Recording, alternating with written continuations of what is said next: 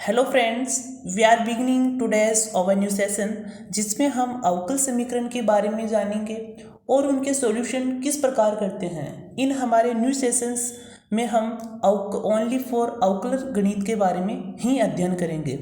तो स्टार्ट करते हैं आज का हमारा न्यू सेशन, जिसमें हम एक सुविचार लिए लगातार पवित्र विचार करते रहे कि लगातार पवित्र विचार करते रहे बुरे संस्कारों को दबाने के लिए यही एकमात्र समाधान है। तो स्टार्ट करते हैं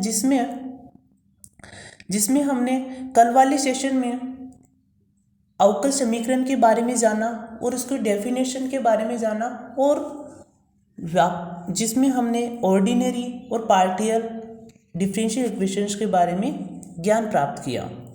और नेक्स्ट उसी सेशन में हमने अवकल समीकरण की ऑर्डर और डिग्री ज्ञात करना हमने सीखा था। तो आज उस पर कुछ क्वेश्चन लेंगे, जिसमें हमारा first question find the order and degree, कोटि और घात ज्ञात करनी है of the following differential equation. तो फर्स्ट क्वेश्चन हमारा क्या है कि फर्स्ट क्वेश्चन हमारा d2y upon dx² plus x dy by dx की power cube equal to sine x। हमने बताया था कि हमारे पास जो डिग्री, जो ऑर्डर क्या होती है, यानी कि किसी भी फंक्शन का कितनी बार अवकलन किया गया वह हमारा क्या होता है, ऑर्डर होता है। तो इस इक्वेशन में y का मैक्सिमम कितनी बार अवकलन किया गया है, y का इसमें मैक्सिमम 2 बार किया गया है, तो ऑर्डर हमारी कितनी होती है 2।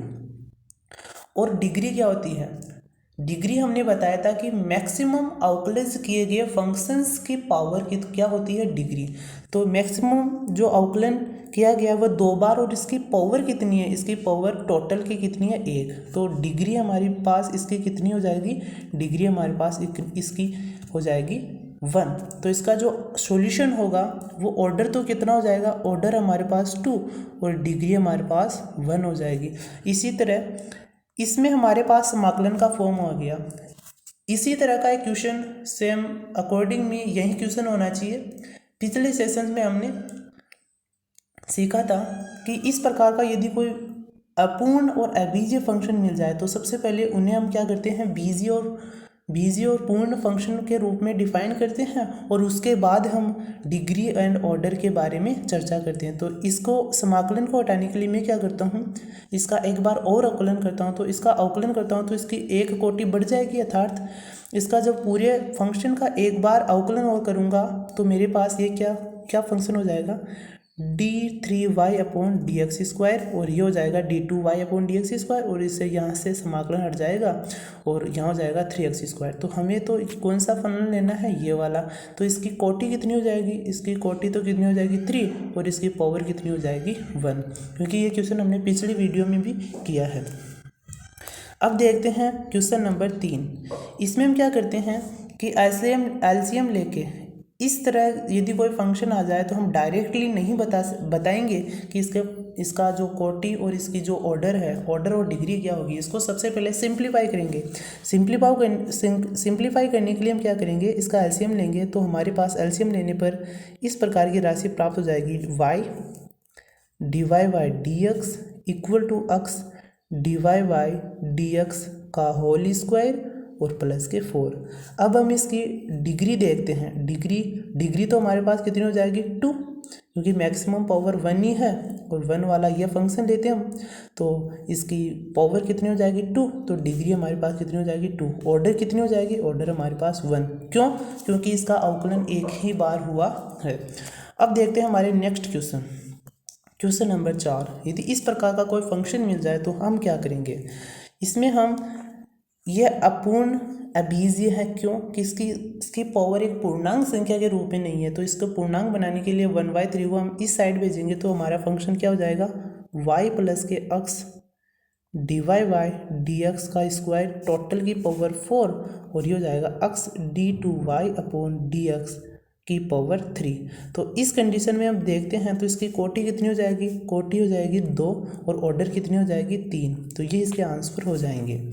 नेक्स्ट क्वेश्चन जब हम देखते हैं तो ये भी अपूर्ण अबीजीय है। तो दोनों फंक्शनों का जब वर्ग करेंगे तो ये हमें ये फंक्शन प्राप्त हो जाएगा dx²। अब हम हम क्या करते हैं कि मैक्सिमम अवकलन फंक्शन का कितनी बार किया गया है, 2 बार, तो इसकी कोटि कितनी होगी, इसकी जो ऑर्डर कितनी हो जाएगी वो तो कितनी हो जाएगी 2, और इसकी पावर कितनी है 2, तो इसकी जो डिग्री है वो भी कितनी हो जाएगी 2।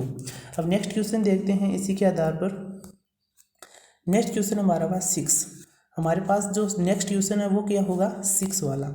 इसमें हम देखते हैं कि इसमें जो फंक्शन है इसका मैक्सिमम यही फंक्शन है, और तो सब यानी कि यदि मैं m के स्थान पर 3 मानता हूँ तो इसका 3 बार करता हूँ अवकलन, तो इसका कितनी बार होगा 2 बार, और ऐसे चलते चलते कम कम होता जाएगा अवकलन, यानी कि कोटि कम होती जाएगी। तो हम कोटि किसे निर्धारित करते हैं, हम ऑर्डर किसे निर्धारित करते हैं, हम ऑर्डर उसी फंक्शन को डिफाइन करते हैं जिसका अवकलन मैक्सिमम बार किया हुआ होता है। तो मैक्सिमम बार किसका अवकलन किया हुआ होता है dmy/dx⁴m। तो इसकी कोटि कितनी हो जाएगी ऑर्डर, जो हमें ऑर्डर है वो कितनी हो जाएगी m, और जो इसका जो डिग्री है वो कितनी हो जाएगी p, क्योंकि मैक्सिमम अवकलज की पावर कितनी है वो हमारे पास क्या होती है डिग्री होती है। इसी तरह हम क्वेश्चन नंबर 7 को देखते हैं, और इसको सिंप्लीफाई करने पर हमें क्या प्राप्त होता है, x dy/dx का होल स्क्वायर प्लस के 3 और dy/dx यहाँ हो जाएगा y²। तो इस फॉर्म में यदि हम देखता हूँ तो मेरे पास जो ऑर्डर है वो कितनी मिलती है 1। क्यों? क्योंकि इस पर जो डिफरेंशिएशन किया हुआ ओनली फॉर 1 बार किया हुआ है, और इसकी डिग्री कितनी जाएगी 2, क्योंकि इसकी पावर कितनी है 2। तो इसी के आधार पर हम नेक्स्ट क्वेश्चन देखते हैं 8वां। यह भी एक अभिजीय अपूर्ण है, तो इसके लिए भी क्या करेंगे, इसका डिफरेंशिएशन करेंगे। यदि मैं इसको टोटली यदि आपको बताना चाहूँ तो ये कुछ इस प्रकार होता है। इस समाकलन को हटाने के लिए मैं क्या करता हूँ, इसका डिफरेंशिएशन करता हूँ। तो डिफरेंशिएशन जब पूरे फंक्शन का करूँगा तो टोटल फंक्शन मुझे क्या प्राप्त होगा, d3y/dx² plus 5d2y/dx² equal to x², ये प्राप्त हो जाता है। अब मैं इस कंडीशन में याद करता हूँ मेरी ऑर्डर और डिग्री क्या होगी। तो ऑर्डर मेरी कितनी होगी 3।